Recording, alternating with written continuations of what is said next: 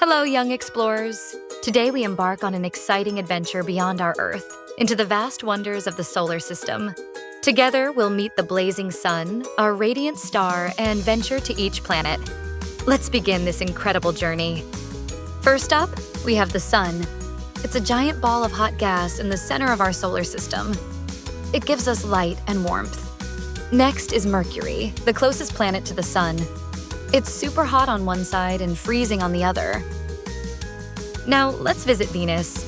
It's covered in thick clouds and is the hottest planet. Did you know it's sometimes called Earth's twin? Here's our home Earth. It has water, plants, and animals.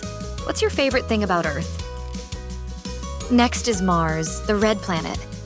Scientists think it might have once had water. Who knows? Maybe one day we'll live there. Here comes Jupiter, the largest planet in our solar system. It's huge, about 3 times the size of Earth. And Saturn is famous for its beautiful rings. Let's roll over to Uranus and Neptune. They are the ice giants. They are far away and very cold. Wow, we've met all 8 planets. Thanks for joining our adventure. Keep exploring and learning about our amazing universe. Like and subscribe for more fun learning adventures.